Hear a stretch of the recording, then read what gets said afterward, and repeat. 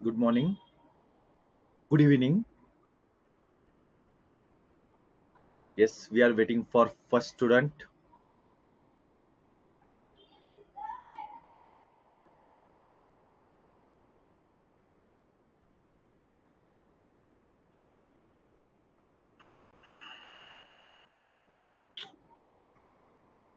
Online म्हटलं की वेळेवर येणं होत नाही. शाळेत कसं असतं, बेल वाजली की त्याच्या आत सगळे वर्गात हजर असतात. ऑनलाईनला असं आहे, शिक्षक आधी विद्यार्थी नंतर आणि ऑफलाईनला असं आहे, विद्यार्थी आधी शिक्षक नंतर.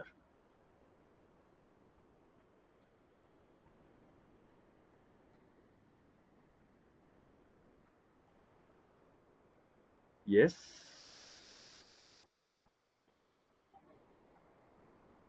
ओके. चला, 1 मिनिट गेलेला आहे सुरुवातीचा, पण हरकत नाही. सुरुवात करूयात आपण आजच्या कामाला. इथे मी टायटल दिलेलं आहे, सांस्कृतिक वारसा. काय संस्कृती आणि नैसर्गिक वारसा. पण आधीचा जो आपला भाग आहे, मागचा लेक्चर आहे ते 50 मिनिटांपर्यंत गेलो होतं आपलं. त्यातला एक छोटासा भाग बाकी आहे. तो आपण घेणार आहे आणि मग या भागाकडे आपण वळणार आहे. ठीक आहे. Let's start.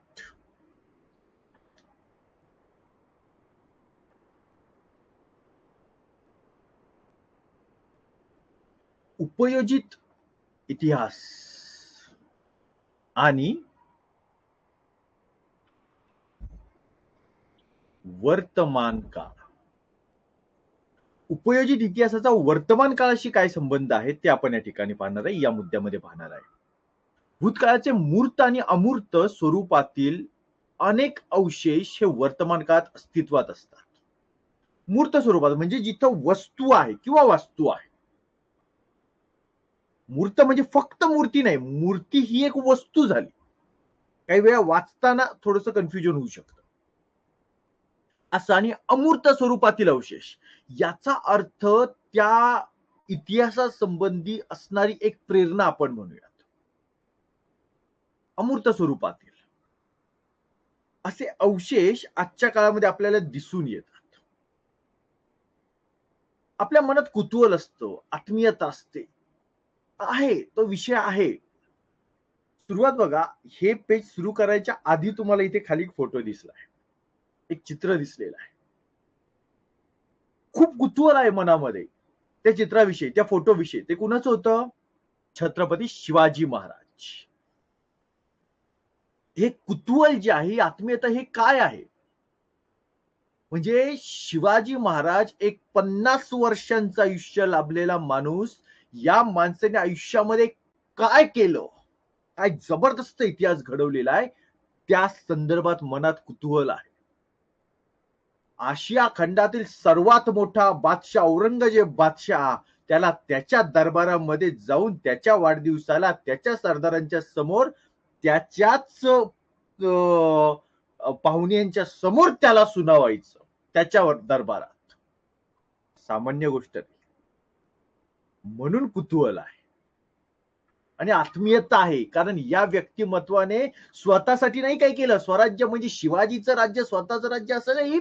स्वराज्य याचा अर्थ रयतेचं, प्रत्येक रयतेला, प्रत्येक जनतेला वाटलं पाहिजे हे माझं राज्य आहे. म्हणून या व्यक्तीविषयी आपुलकी आहे, आत्मीयता आहे. त्यांच्या अस्तित्वाचा इतिहास आपल्याला समजून घ्यावासा वाटतो, कारण ते आपल्या पूर्वजांनी निर्माण केलेल्या कलाकृतींचे आणि परंपरांचे अवशेष असतात. सामान्य गोष्ट नाहीये. सिंधुदुर्ग किल्ल्यावर मी ज्यावेळी गेलो त्यावेळी असं पाहिलं की त्या ठिकाणी एक हाताचा ठसा आणि एक पायाचा ठसा जपून ठेवले. कशासाठी? हे शिवाजी महाराजांचे ठसे आहेत आणि त्या ठशांच्या समोर सारे लोक नतमस्तक होतात. हे अवशेष या परंपरांचे, कलाकृतींचे, तो इतिहास समजून घ्यावासा वाटला पाहिजे, अशा पद्धतीचं कर्तृत्व यांनी घडवलेलं आहे. तो आपला सांस्कृतिक वारसा असतो आणि तीच आपली ओळख असते.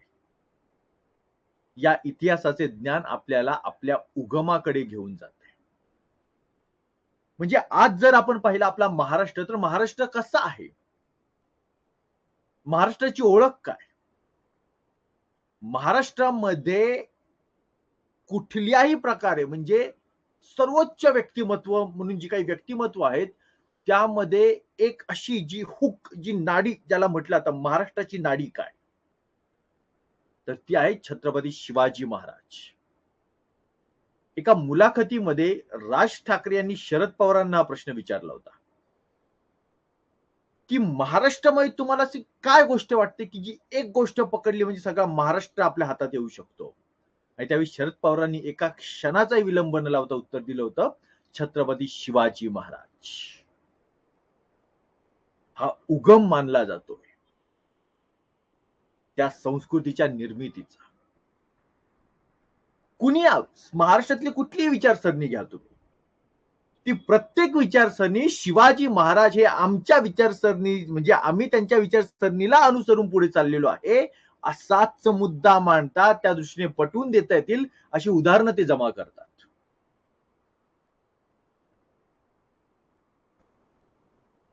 हेच ते महान व्यक्तिमत्व. म्हणजे मानवाचा देह संपतो पण माणूस त्याच्या कर्तृत्वाने अजरामर होऊन जातो, त्याचं एकदम अतिशय जबरदस्त असं उदाहरण.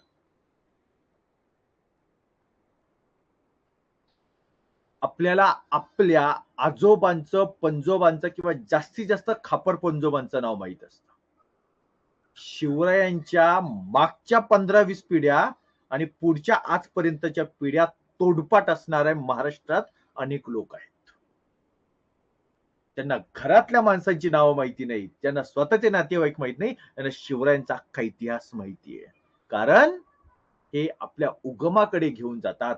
सांस्कृतिक वारसा आहे हा आपला. आणि या शिवरायांपासून आपण आजच्या काळात काय करू शकतो, आजच्या काळात कसं जगू शकतो, याचं जबरदस्त उदाहरण आहे ते म्हणजे शिवरायांच्या कर्तृत्वाचा स्वतःच्या जीवनात वापर करणे. आता एक पुस्तकही आहे या संदर्भात, शिवपुनर्जन्म मना मनात, उपयोजित इतिहास आणि वर्तमान काळ. हे जे लिहिले नाही, शिवरायांचा इतिहास आणि त्याचा वर्तमान काळात तुम्ही कशा रीतीने जगला पाहिजे त्या संदर्भात. म्हणजे शिवरायांनी हातात ढाल आणि तलवार घेतली म्हणून आज ढाल आणि तलवार नाही घ्यायची, आज हातामध्ये लेखणी आणि माईक घ्यायचा आहे. हा काळानुसार होणारा बदल समजावून सांगणार ते पुस्तक आहे. एका अर्थाने उपयोजित इतिहास आणि वर्तमान काळ म्हणजे इतिहासाचं उपयोजन वर्तमान काळात कसं करायचं हे सांगणारा ते पुस्तक आहे. ठीक आहे, पुस्तकाची जाहिरात आपण बाजूला ठेवूयात. मूळ मुद्दा हा आहे की आपला सांस्कृतिक वारसा आहे आणि त्याचा वर्तमान काळाशी संबंध नक्कीच जोडला गेला पाहिजे. त्यामुळे तो सांस्कृतिक वारसा आपल्या व पुढील पिढीच्या हितासाठी दीर्घकाळ जतन करण्याची व त्याचे संवर्धन करण्याची गरज निर्माण होते. दीर्घकाळ जपला गेला पाहिजे हा सांस्कृतिक वारसा, ही सामान्य गोष्ट नाहीये.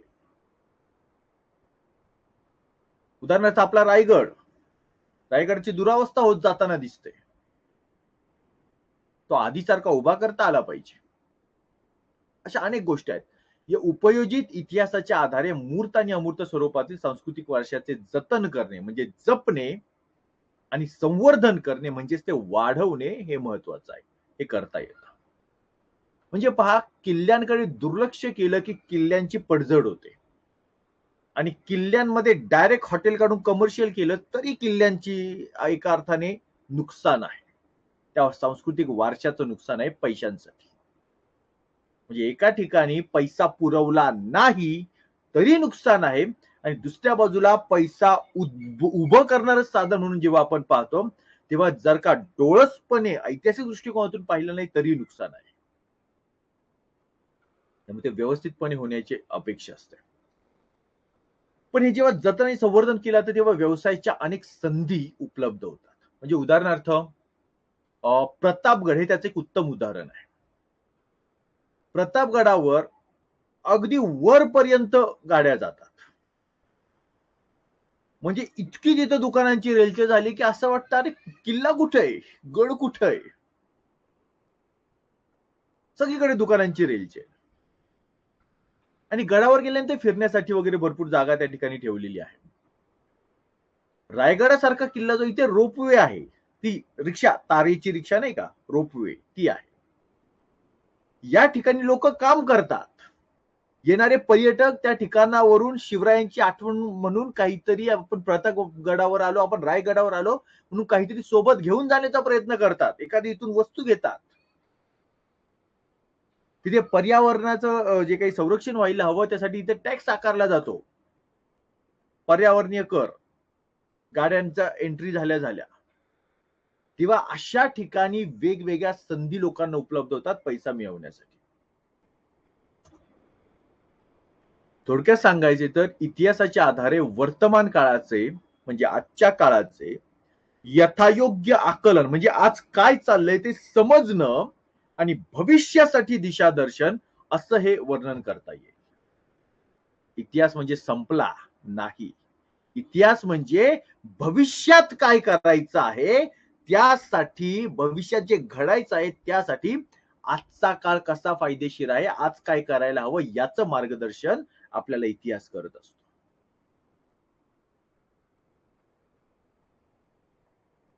सांस्कृतिक आणि नैसर्गिक वारशाचे व्यवस्थापन.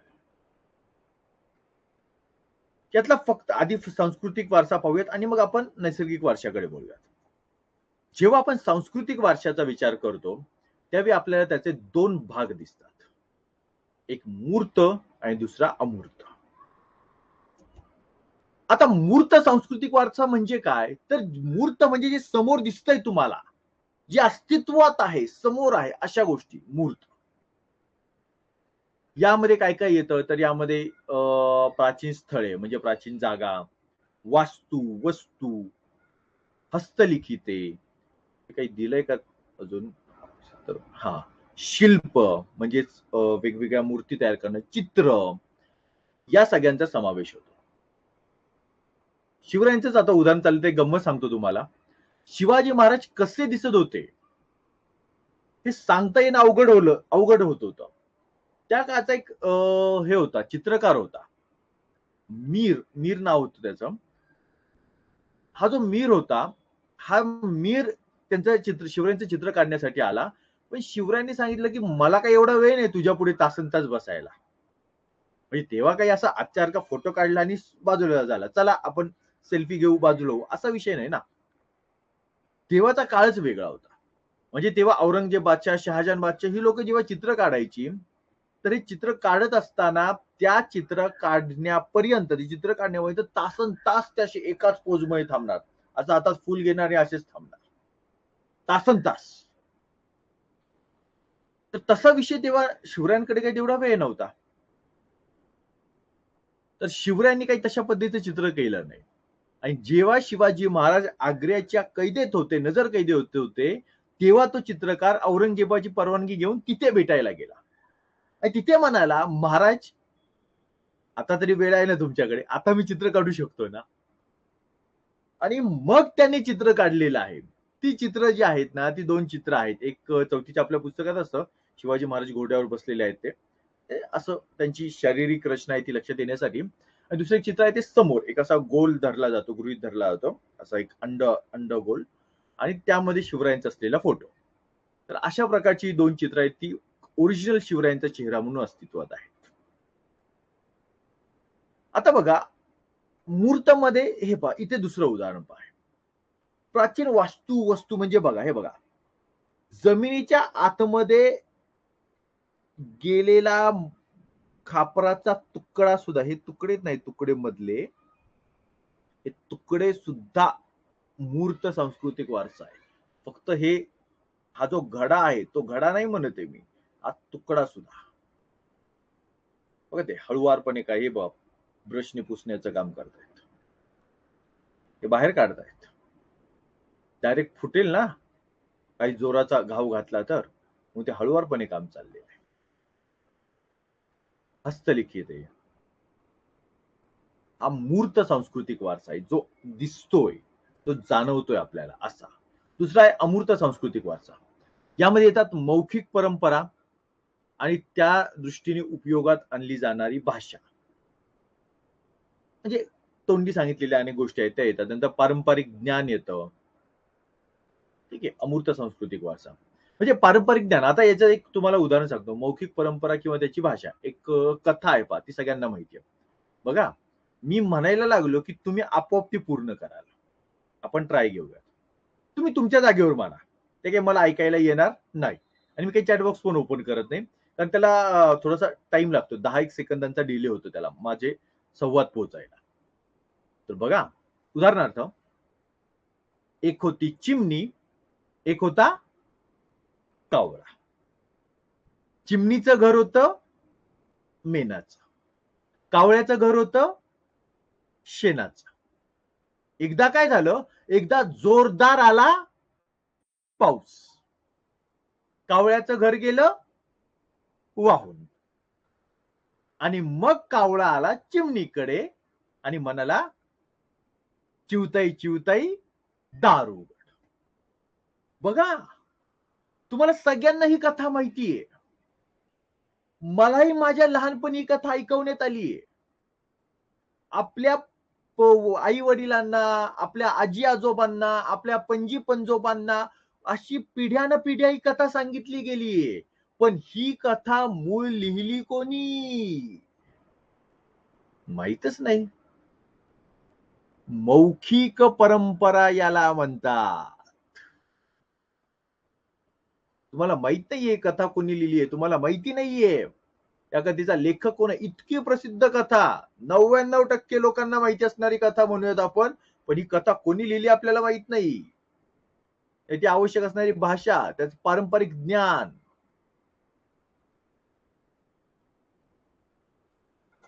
वेगवेगळ्या कथांच्या बाबतीत. नंतर सण समारंभ साजरे करण्याच्या सामाजिक पद्धती आणि धार्मिक विधी अमूर्त वारसा आहे. धार्मिक विधी, सण समारंभ उत्सव साजरे केले जातात. हे पहा, यज्ञ दाखवलेला आहे. कशा पद्धतीचे उत्सव आहेत, कशा पद्धतीचे सण समारंभ आहेत,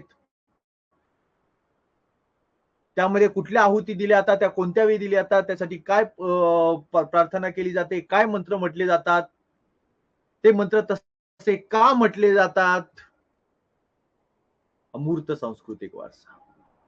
वेगवेगळी कला सादर करण्याच्या पद्धती,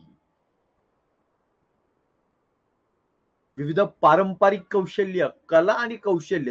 एक फोटो म्हणण्यापेक्षा GIF इमेज आहे, ती दिसली तर अतिशय उत्तम. आणि अशा परंपरा, पद्धती, कौशल्य यांचे प्रतिनिधित्व करणारे समूह किंवा गट.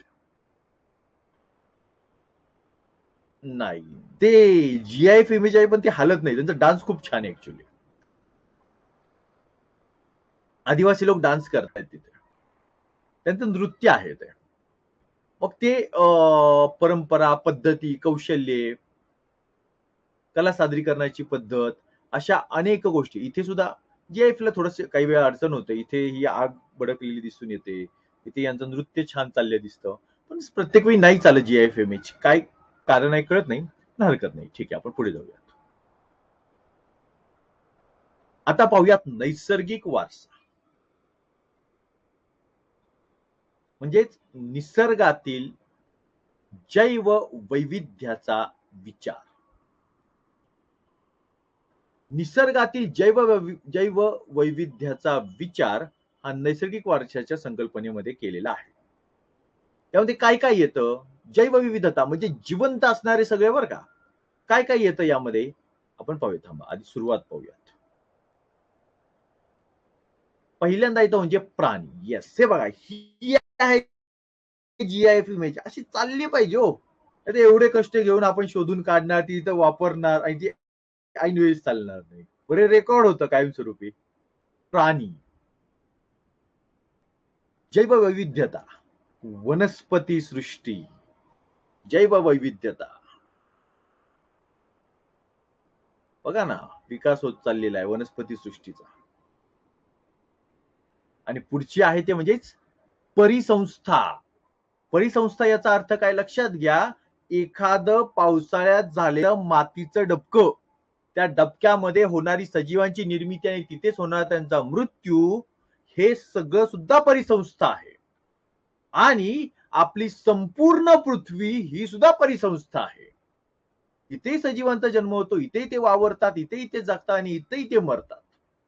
म्हणजे परिसंस्था ही मातीच्या डबक्यासारखी लहानही असू शकते आणि संपूर्ण पृथ्वीसारखी मोठीही असू शकते.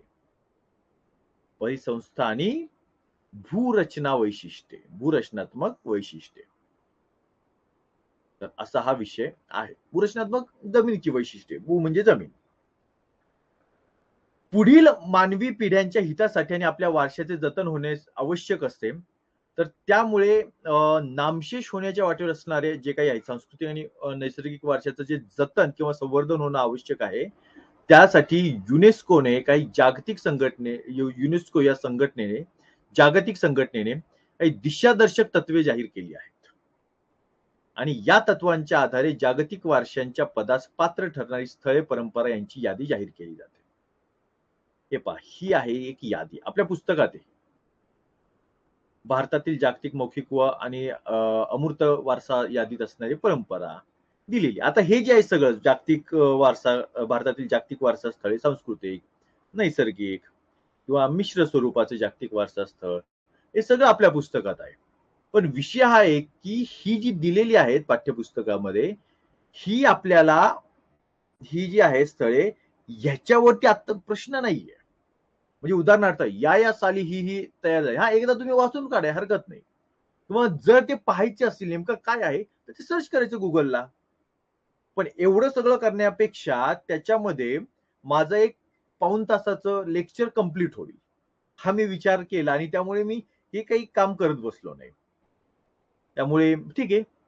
तर अशा प्रकारची वेगवेगळी स्थळं आहेत.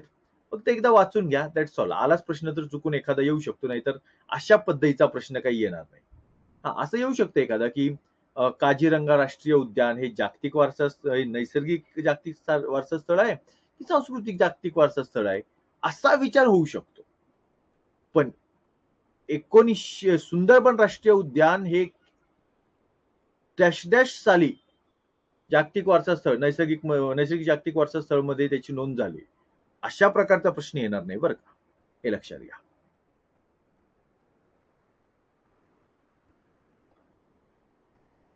हा, थोडं मला वाटतंय, हा, आपले जे अॅनिमेशन आहे तो थोडा इथे राहिलेला आहे विषय, हरकत नाही, आपण पूर्ण करूया तो विषय. पण युनेस्कोच्या जागतिक वारशाच्या यादीमध्ये पश्चिम घाटाचा समावेश 2012 साली करण्यात आला, म्हणजे आजपासून 11 वर्षांपूर्वी. पश्चिम घाट म्हणजे काय लक्षात घ्या, हे पहा. हा भारत देश आणि भारताचा हा पश्चिम भाग, हा पूर्व भाग, हा पश्चिम घाट, ही जी पांढरी रेषा दिसते ना, हा पश्चिम घाट. इथून डाव्या हाताला येतो सगळं पश्चिम घाट. आणि हा आता इथून ज्या भागामधून तो एरो मी फिरवत आहे, तो आहे पूर्व घाट. ठीक आहे. आता पश्चिम घाट जो आहे हा कसा तयार झाला, हा पण जबरदस्त इतिहास आहे. म्हणजे जेव्हा विश्वाची निर्मिती, पृथ्वीची निर्मिती होत होती, त्यावेळी या भागामध्ये एक प्रचंड मोठासा भेगी ज्वालामुखीचा उद्रेक झाला. म्हणजे काय झालं, उभी जमिनीला भेग पडली, आतला लावारस बाहेर आला आणि हा जो बाहेर आलेला लावारस आहे तो वरून असा पसरत पसरत गेला. आणि त्यामुळे हे पहा, आपल्याकडे सगळ्या पर्वतरांगा ज्या आहेत त्या अशा पद्धतीच्या आहेत. हे पहा, दक्षिणेकडे चालल्या, दक्षिणेकडे चालल्या. हे पहा, हे पहा, इथून थोडंसं आडवं तुम्हाला दिसेल आणि ते संपत आलेला हा भाग. आणि त्यामुळे गंमत लक्षात घ्या, त्यामुळे संपूर्ण घाटावरच्या सगळ्या नद्या, महाराष्ट्राच्या घाटावरच्या सगळ्या नद्या, गोदावरी, कृष्णा वगैरे, कोयना वगैरे, या सगळ्या नद्या पश्चिमेकडून पूर्वेला वाहतात. त्या पूर्ववाहिनी आहे.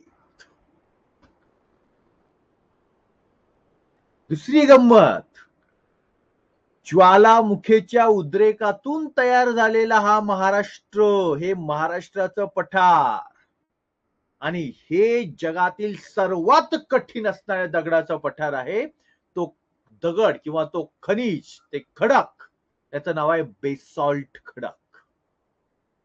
म्हणतात ना, राकट देशा, कणखर देशा, दगडांच्या देशा. तो दगड कुठला, आपल्यासारखे दगड नाही, तो दगड बेसॉल्ट दगड, हे लक्षात घ्या. आणि इकडे या साईडला अशा छोट्या छोट्या नद्या आहेत सगळ्या, म्हणजे लांबी कमी आणि वेग जास्त.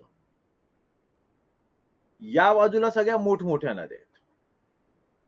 त्यामुळे इथून सह्याद्रीच्या पश्चिमेकडे सगळ्या पश्चिम वाहिनी नद्या, पूर्वेकडे सगळ्या पूर्व वाहिनी नद्या, इथे फक्त वर्धा, वैनगंगा आणि पैनगंगा त्या नागपूरच्या परिसरातल्या आहेत, त्या दक्षिण वाहिनी नद्या आहेत. त्या खाली येतात इकडे गोदावरीकडे. आणि महाराष्ट्र जिथे संपतो तिथे उत्तरेला दोनच फक्त मधून नद्या अशा या बाजूला जातात, कारण इथे जो सातपुडा पर्वत या भागातला आहे त्याच्या सोबत इथे आपल्या खचदरी तयार झाले. हा खचलेला भाग, हा आणि हा. तर इथे आहे ही तापी नदी आणि नर्मदा नदी. या दोनच नद्या फक्त मोठ्या लांबीच्या पश्चिम वाहिनी नद्या आहेत. बाकी सगळ्याच्या सगळ्या पश्चिम वाहिनी नद्या छोट्या छोट्या आहेत. आणि इकडे या सगळ्या पूर्ववाहिनी नद्या. ठीक आहे. अॅनिमेशन राहिलेलं दिसतंय ते, पण हरकत नाही, आपण जाऊयात पुढे. सगळे इमेजेस वगैरे तर मी घेऊन ठेवलेत, काहीच हरकत नाही. सातारा जिल्ह्यातील कास पठार हे सुद्धा युनेस्कोच्या यादीत आलंय बरं का. म्हणजे हे बघा ना, छान मागे निसर्ग, हिरवळ, त्यावर वेगवेगळी फुलं. म्हणजे जर तुम्ही एखादा जुना चित्रपट वगैरे पाहिजे असेल तर गाण्यांमध्ये अशी छान अशा पद्धतीची फुलं दाखवतात, असं एक मोठ्याच्या मोठं शेत दाखवतात. अशा पद्धतीने नैसर्गिकरित्या इथे ही फुलं एक प्रकारची उगवली जातात एकासारखी. फक्त पांढरीत असं नाही, तिथे वेगवेगळ्या रंगांची पण फुलं आहेत, पण ती इतकी सुंदर दिसतात की लोक इथे पाहायला येतात, लोक इथे पर्यटनासाठी येतात. आणि हे जे सौंदर्य आहे कास पठाराचं सातारा जिल्ह्यातलं, त्यामुळे याची सुद्धा नोंद जागतिक वारसा स्थळामध्ये करण्यात, म्हणजे जागतिक वारसा स्थळ असणाऱ्या पश्चिम घाटामध्ये एक महत्वाचं ठिकाण म्हणून याची नोंद करण्यात आलेली आहे.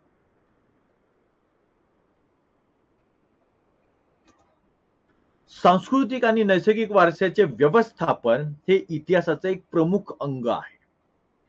हे व्यवस्थापन केलं पाहिजे, तो व्यवस्थितपणे त्याचं सगळं काम आहे ते केलं. मग हे काम कोण करणार? हा जो नैसर्गिक वारसा आहे, हा जो सांस्कृतिक वारसा आहे, कोण जपणार? म्हणजे निसर्गाने दिलेला नैसर्गिक, सांस्कृतिक म्हणजे आपण तयार केलेली संस्कृती, हे कोण जपणार? तर त्यासाठी भारत सरकारचे पुरातत्व खाते आहे आणि त्यासोबत प्रत्येक राज्याचं सुद्धा पुरातत्व खातं आहे. इंटॅक ही एक संस्था आहे. 1984 मध्ये हे संस्थेने काम सुरू केलं. Indian national trust for art and cultural अशा पद्धतीची स्वयंसेवी संस्था आहे. ठीक आहे. एक मिनिट, मला वाटतं